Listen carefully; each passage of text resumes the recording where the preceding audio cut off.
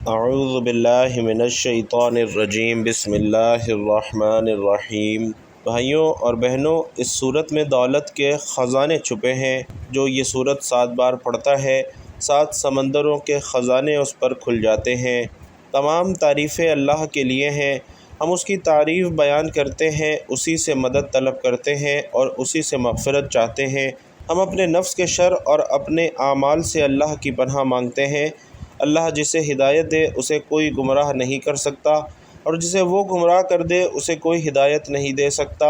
میں گواہی دیتا ہوں کہ اللہ کے علاوہ کوئی معبود برحق نہیں، وہ تنہا ہے، اس کا کوئی شریک نہیں، اور میں گواہی دیتا ہوں کہ محمد صلی اللہ علیہ وسلم اس کے بندے اور رسول ہیں۔ بے شک سب سے سچا کلام کتاب اللہ ہے، اور سب سے بہترین طریقہ محمد صلی اللہ علیہ وسلم کا طریقہ ہے۔ سب سے بدترین امور نئی ایجادات کردہ چیز میں ہے، اور ہر نئی چیز بدعت ہے۔ ہر بدعت گمراہی ہے، اور ہر گمراہی جہنم میں لے جانے والی ہے۔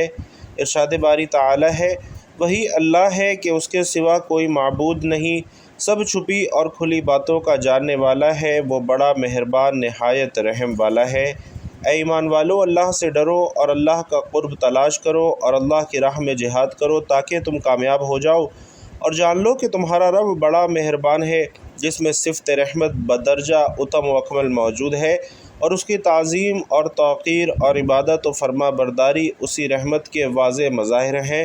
وہ اس قدر رحم کرنے والا ہے کہ اس نے مخلوقات کو اپنی رحمتوں سے ڈھانپ رکھا ہے، گناہوں کی پردہ پوشی کرتا ہے اور سزاؤں کو معاف فرماتا ہے۔ وہ بادشاہ اور مالک ہے، وہ بڑی عظمت والا ہے۔ اس کی بادشاہی اور حکمرانی اپنے پورے جلال و کمال کے ساتھ اس عظیم دن ظہور پذیر ہوگی، جس دن مخلوقات پہلے فرد سے لے کر آخری فرد تک جمع ہوں گی۔ ارشاد باری تعالی ہے، اور جس دن آسمان بادل سے پھٹ جائے گا اور فرشتے بکثرت اتارے جائیں گے، اس دن حقیقی حکومت رحمان کی ہی ہوگی، اور وہ دن کافروں پر بڑا سخت ہوگا۔ وہ دن غلبے، حساب و کتاب اور بدلے کا ہوگا، اور بندوں کے اپنے رب کے سامنے سر تسلیم خم کرنے کا ہوگا، جیسا کہ اللہ رب العزت ارشاد فرماتے ہیں، اذا زلزلت الارض زلزالها واخرجت الارض اثقالها وقال الانسان ما لها يومئذ تحدث اخبارها بان ربك اوحى لها يومئذ يصدر الناس اشتاتا ليروا اعمالهم فمن يعمل مثقال ذرة خيرا يره ومن يعمل مثقال ذرة شرا يره، کہ جب زمین بڑے زور سے ہلا دی جائے گی اور زمین اپنے بوجھ نکال پھینکے گی، اور انسان کہے گا کہ اس کو کیا ہو گیا ہے، اس دن وہ اپنی خبر بیان کرے گی، اس لیے کہ آپ کا رب اس کو حکم دے گا۔ اس دن لوگ مختلف حالتوں میں لوٹیں گے تاکہ انہیں ان کے اعمال دکھائے جائیں، اور پھر جس نے ذرہ بھر نیکی کی ہے وہ اس کو دیکھ لے گا، اور جس نے ذرہ بھر برائی کی ہے وہ اس کو دیکھ لے گا۔ ناظرین، اس دن اللہ تعالیٰ زمین کو اپنی مٹھی میں لے لے گا، اور آسمان کو اپنے دائیں ہاتھ سے لپیٹ کر کہے گا کہ میں ہی بادشاہ ہوں، زمین کے بادشاہ کہاں گئے۔ محترم ناظرین، قرآن کریم کی سب صورتوں میں سے یہ صورت عظیم ترین صورت ہے۔ نبی پاک صلی اللہ علیہ وسلم فرماتے ہیں کہ قرآن مجید میں اس جیسی کوئی صورت نہیں ہے۔ یہ وہ صورت ہے جس میں 7 سمندروں کے خزانے چھپے ہیں۔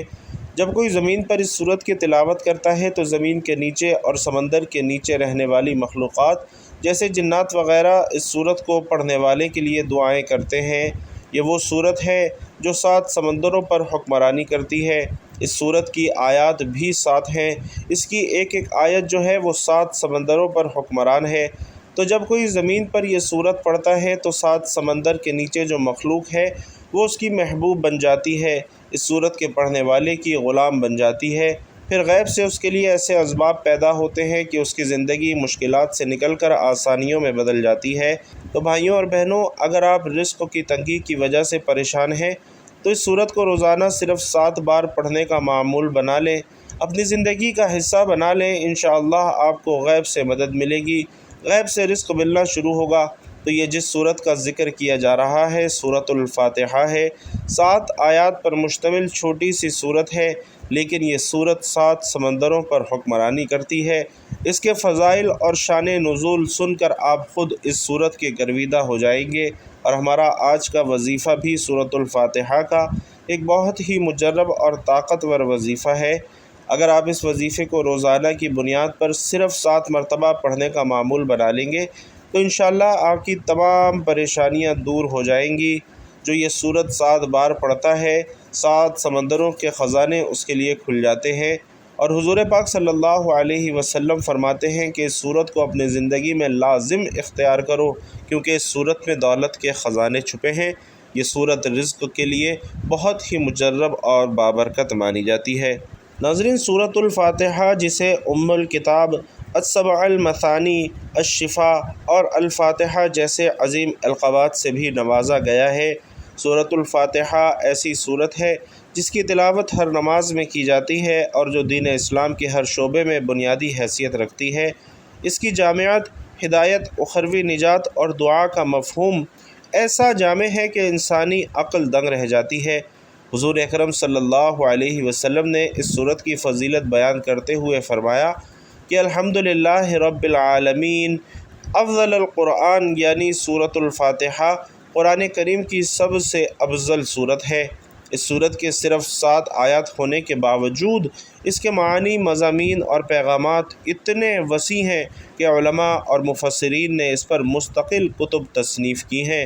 ابن کثیر، امام رازی، علامہ زمخشری، علامہ آلوسی اور دیگر بڑے مفسرین نے اس کے گہری معانی پر جو تفصیلی روشنی ڈالی ہے وہ ہمیں اس بات کی دعوت دیتی ہے کہ ہم اس سورت کی عظمت اور شان و شوکت کو پوری طرح سمجھنے کی کوشش کریں۔ سورت الفاتحہ کو فاتحۃ الکتاب اس لیے کہا گیا ہے کہ یہ قرآن کی ابتدا ہے اور ہر نماز کی بھی ابتدا اسی سورت سے ہوتی ہے۔ اس میں اللہ تعالیٰ کی حمد و ثنا، اس کی ربوبیت، اس کی رحمت، عدل، بندگی اور ہدایت کی طلب کا جامع خلاصہ موجود ہے۔ یہ سورت نہ صرف ایک دعا ہے بلکہ عقائد اور تربیت کا بھی ایک مکمل دستور ہے۔ اور حدیث مبارکہ میں آتا ہے کہ حضرت ابو ہریرہ رضی اللہ تعالیٰ عنہ سے روایت ہے، پیارے آقا صلی اللہ علیہ وسلم نے فرمایا کہ اللہ تعالیٰ نے نہ تو تورات میں اور نہ انجیل میں ایسی سورت نازل فرمائی جو کہ ام القرآن یعنی سورت الفاتحہ جیسی ہو۔ یہ سبع المثانی ہے اور یہ میرے اور میرے بندے کے درمیان تقسیم کی گئی ہے اور میرے بندے کے لیے وہی کچھ ہے جو وہ مانگے۔ اس حدیث سے معلوم ہوتا ہے کہ سورت الفاتحہ کی اہمیت صرف قرآن کے سیاق میں نہیں بلکہ سابقہ کتب الہیہ کے مقابلے میں بھی اس کا مقام منفرد اور نہایت اعلیٰ ہے۔ بسم اللہ الرحمن الرحیم، یہ آیت اللہ کے بابرکت نام سے آغاز کا درس دیتی ہے اور امام رازی کے مطابق اسم کا مطلب ہے کہ اس ذات باری تعالیٰ کی وہ صفت جس سے ہر خیر کی ابتدا ہوتی ہے۔ الرحمن اور الرحیم دونوں رحمت کی صفات ہیں مگر ان میں فرق ہے۔ الرحمن وہ ہے جو دنیا میں سب پر رحم کرتا ہے چاہے وہ مومن ہو یا کافر ہو، جبکہ الرحیم وہ ہے جو آخرت میں خاص اپنے مومن بندوں پر رحم کرے گا۔ الحمدللہ رب العالمین یعنی تمام تعریفیں اللہ کے لیے ہیں جو رب العالمین ہے۔ یہاں حمد کے ذریعے شکر گزاری، اعتراف عظمت اور عاجزی کا بیان ہے۔ رب کا مفہوم صرف خالق نہیں بلکہ پرورش کرنے والا، نگرانی کرنے والا، نظام چلانے والا اور مکمل تربیت کرنے والا ہے۔ اور عالمین میں تمام مخلوقات بشمول انسان، جنات، حیوانات، نباتات، فرشتے اور کائنات کی ہر چیز شامل ہے۔ الرحمن الرحیم یعنی یہاں دوبارہ رحمت کا ذکر اس بات کی طرف اشارہ کرتا ہے کہ اللہ کی صفات رحمت اس قدر نمایاں ہیں کہ انہیں بار بار بیان کیا جاتا ہے تاکہ انسان پر یہ حقیقت واضح ہو کہ اللہ کا دین سختی اور ظلم پر نہیں بلکہ رحمت پر قائم ہے۔ مالک یوم الدین یعنی جزا و سزا کے دن کا مالک، قیامت کے دن کی طرف اشارہ ہے جہاں ہر انسان کو اپنے اعمال کا حساب دینا ہوگا۔ اور یہاں مالک کا لفظ اس بات پر زور دیتا ہے کہ دنیاوی طاقتیں فانی ہیں اور اصل حکومت اور اقتدار صرف اور صرف اللہ رب العالمین کا ہے۔ ایاک نعبد و ایاک نستعین یعنی عبادت کا مفہوم صرف نماز، روزہ یا حج نہیں بلکہ زندگی کے ہر پہلو میں اللہ کی بندگی ہے۔ ایاکا اس کے ذریعے اللہ تعالیٰ کی توحید پر زور دیا گیا ہے، یعنی صرف تیری ہی عبادت کرتے ہیں اور صرف تجھ ہی سے مدد مانگتے ہیں۔ اہدنا الصراط المستقیم ہدایت کی دعا ہے۔ امام غزالی فرماتے ہیں کہ صراط مستقیم وہ طریقہ ہے جو نہ افراد کا ہے نہ تفرید کا ہے بلکہ اعتدال پر مبنی راستہ ہے۔ یہ دعا انسان کو عاجزی سکھاتی ہے کہ وہ اللہ کی رہنمائی کے بغیر راہ حق پر قائم نہیں رہ سکتا۔ صراط الذین انعمت علیہم غیر المغضوب علیہم ولا الضالین، یہ آیت بتاتی ہے کہ صرف صراط مستقیم مانگنا کافی نہیں بلکہ یہ وضاحت بھی ضروری ہے کہ ہم ان لوگوں کے راستے پر نہ چلیں جن پر اللہ کا غضب نازل ہوا اور نہ ان لوگوں کے راستے پر جو گمراہ ہو گئے۔ ناظرین، سورۃ الفاتحہ کو سورۃ الشفا بھی کہا گیا ہے، اور ایک حدیث کے مطابق سورۃ الفاتحہ ہر بیماری سے شفا ہے۔ حضور صلی اللہ علیہ وسلم فرماتے ہیں کہ جس نے سورۃ الفاتحہ کو صحیح نیت اور یقین کے ساتھ پڑھا اس کے لیے 7 سمندروں کے خزانے کھل سکتے ہیں۔ نماز میں سورۃ الفاتحہ کی قرأت فرض ہے، اور امام شافعی، امام احمد اور دیگر ائمہ کے نزدیک اس کے بغیر نماز ہی نہیں ہوتی۔ اس کی تعلیم بچوں کو سب سے پہلے دی جاتی ہے کیونکہ یہ دین کی بنیاد ہے۔ سورۃ الفاتحہ نہ صرف قرآن کی بنیاد ہے بلکہ اسلامی عقائد، عبادات، روحانیت، معاشرت اور اخلاقیات کا بھی نچوڑ ہے۔ یہ سورت ہر مسلمان کے دل و دماغ میں جاگزین ہونی چاہیے، اور اس کے معانی کو سمجھ کر پڑھنا اور اپنانا ہی حقیقی ہدایت کا راستہ ہے۔ اللہ تعالی ہمیں اس سورت کی حقیقی معرفت نصیب فرمائے اور ہمیں صراط المستقیم پر قائم رکھے۔ تو ناظرین، اب وظیفے کی جانب چلتے ہیں کہ آپ نے دن میں کسی بھی وقت جب آپ کو وقت ملے آپ لوگ سورۃ الفاتحہ کو 7 مرتبہ پڑھ لیں۔ اگر آپ کسی نماز کے بعد پڑھنا چاہیں تو کسی نماز کے بعد بھی پڑھ سکتے ہیں۔ اگر آپ لوگ چلتے پھرتے، اٹھتے بیٹھتے یہ وظیفہ یا عمل کرنا چاہیں تو بھی کر سکتے ہیں۔ نہ وقت کی پابندی ہے نہ جگہ کی قید ہے، آپ کو جب جہاں جیسے وقت ملے آپ لوگ یہ وظیفہ پڑھ لیں۔ سب سے پہلے حضور پاک صلی اللہ علیہ وسلم کی ذات اقدس پر درود پاک کا نذرانہ پیش کرنا ہے۔ ایک بار ثواب کی نیت سے میرے ساتھ بھی درود پاک پڑھ لیجئے۔ اللہم صلی علی محمد وعلی آل محمد کما صلیت علی ابراہیم وعلی آل ابراہیم انک حمید مجید۔ اللہم بارک علی محمد وعلی آل محمد کما بارکت علی ابراہیم وعلی آل ابراہیم انک حمید مجید۔ درود پاک پڑھنے کے بعد اب آپ نے 7 مرتبہ سورۃ الفاتحہ کی تلاوت کرنی ہے۔ بسم اللہ الرحمن الرحیم، الحمد للہ رب العالمین، الرحمن الرحیم، مالک یوم الدین، ایاک نعبد و ایاک نستعین، اہدنا الصراط المستقیم صراط الذین انعمت علیہم غیر المغضوب علیہم ولا الضالین، آمین۔ اور سورۃ الفاتحہ 7 مرتبہ پڑھنے کے بعد آپ نے سورۃ الحشر کی آخری 2 آیات پڑھنی ہے۔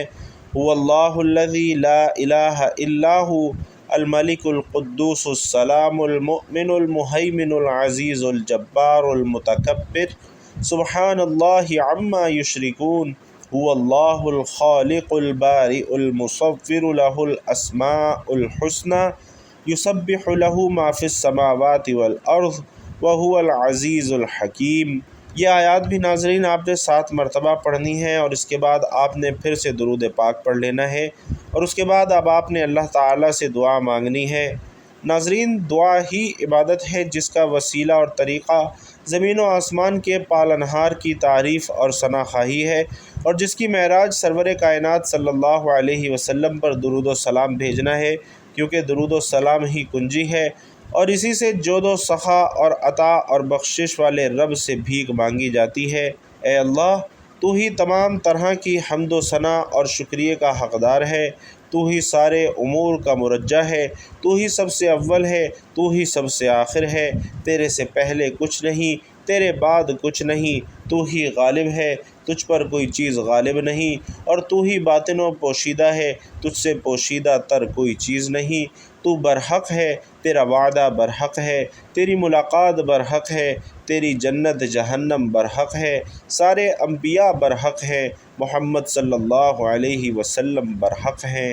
اے اللہ، ہم تیرے چہرے کے اس نور کا واسطہ دے کر سوال کرتے ہیں جس سے تاریکیاں روشن ہو جاتی ہیں، اور دنیا اور آخرت کے معاملات درست ہو جاتے ہیں کہ تو اپنے بندے اور رسول محمد صلی اللہ علیہ وسلم پر اعلیٰ اور عمدہ درود و سلام اور پاکیزہ برکتیں اور رحمت نازل فرما، جو کہ خاتم النبیین ہیں، جنہوں نے مقفل دلوں کو کھولا، حق کا اعلان یوں کیا جیسے اس کا حق تھا، اور باطل کے لشکروں کو شکست فاش دی، نبوت و رسالت کی ذمہ داری اٹھائی، جو ہمہ وقت تیری اطاعت و فرما برداری پر قائم رہے، تیری رضا کے لیے کوشاں رہے، نہ ایک قدم پیچھے ہٹے اور نہ ہی ان کے عزم و ارادے میں کوئی کمزوری آئی، تیری وحی کو یاد رکھا، تیرے عہد و پیمان کا پاس رکھا، تیرے احکام کو نافذ کرتے رہے، یہاں تک کہ نور اور روشنی حاصل کرنے والے کو منور کر دیا۔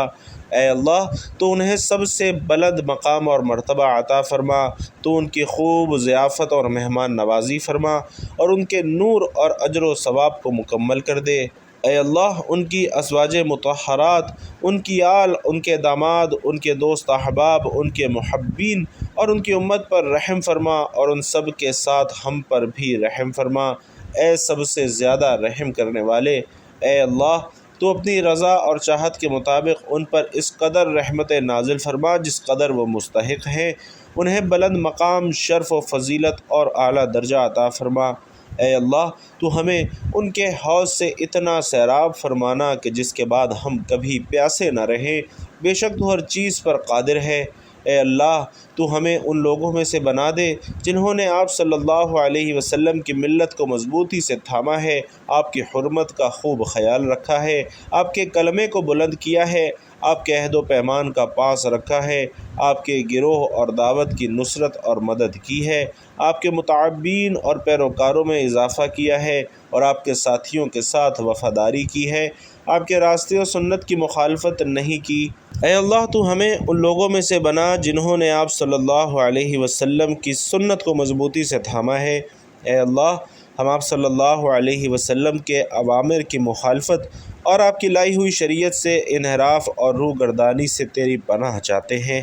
اے اللہ، ہم تجھ سے ہر اس خیر کا سوال کرتے ہیں جس کا سوال تیرے بندے اور رسول محمد صلی اللہ علیہ وسلم نے کیا ہے، اور ہر اس شر اور برائی سے تیری پناہ چاہتے ہیں جس سے تیرے بندے اور رسول محمد صلی اللہ علیہ وسلم نے پناہ مانگی ہے۔ اے اللہ، تو ہمیں فتنوں کے شر سے محفوظ فرما، تمام آزمائشوں سے عافیت عطا فرما، ہمارے ظاہر و باطن کی اصلاح فرما، ہمارے دلوں کو حسد سے پاک کر اور ہم پر کسی کی غلامی مسلط نہ فرمانا۔ اے اللہ، ہمارے رزق کا بندوبست فرما، مخلوقات سے بے نیاز کر دے، خوشی و ناراضی ہر حال میں عدل کی توفیق عطا فرما، فقر اور مال برداری میں میانہ روی اپنانے، گفتار و کردار میں تواضع اختیار کرنے، ہنسی مذاق اور سنجیدگی ہر حال میں سچائی کا دامن تھامے رکھنے کی توفیق عطا فرما، اور اپنے فضل و کرم سے اپنے علاوہ سب سے بے نیاز کر دے، بے شک تو بہت زیادہ معاف فرمانے والا ہے۔ اے اللہ، ہمارے دلوں کو نور علم سے منور کر دے، ہمیں اپنے جسم کو تیری اطاعت میں استعمال کرنے کی توفیق عطا فرما۔ یا اللہ، ہمارے رازوں کو فتنوں سے بچا، ہماری فکر کو عبرت اور نصیحت حاصل کرنے میں لگا دے، ہمیں شیطانی وسوسے کے شر سے بچا اور ہمیں شیطان سے بچا لے، یہاں تک کہ ہم پر اس کا کوئی غلبہ نہ رہے۔ اے بہت زیادہ رحم کرنے والے، مرتے دم تک تو ہمیں تمام مخلوقات کے شر سے مضبوط پناہ میں رکھنا اور ہمارے ساتھ لطف و کرم اور عفو و درگزر کا معاملہ فرمانا۔ اے سارے جہانوں کے پالنہار، اے اللہ، تو ہمارے حکمرانوں کو اپنی ہدایت کی توفیق دے، ان کا عمل تیری رضا کے لیے ہو، انہیں رشد و ہدایت عطا کر، ان کے ذریعے حق اور اہل حق کی مدد فرما، اور انہیں اسلام اور مسلمانوں کے لیے ڈھال بنا دے۔ اے اللہ، ان کے ولی عہد اور مشیر کاروں کو حق پر قائم رکھ، اسی طرح تمام مسلم حکمرانوں کو بھی حق پر قائم رکھ۔ اے سارے جہانوں کے پالنہار، اے اللہ، تو اسلام اور مسلمانوں کو غلبہ عطا فرما، شرک اور مشرکوں کو رسوا کر دے، اور ہمارے اس ملک کو اور تمام اسلامی ممالک کو امن و امان اور خوشحالی اور فارغ البالی کا گہوارہ بنا دے۔ اے ہمارے رب، ہماری دعاؤں کو اپنی بارگاہ میں قبول و منظور فرما لے، آمین یا رب العالمین۔ بھائیوں اور بہنوں، آپ لوگ بھی کمنٹ باکس میں آمین ضرور لکھتے ہوئے جائیے گا۔ اللہ رب العزت آپ سب کا حامی و ناصر ہو، آمین یا رب العالمین۔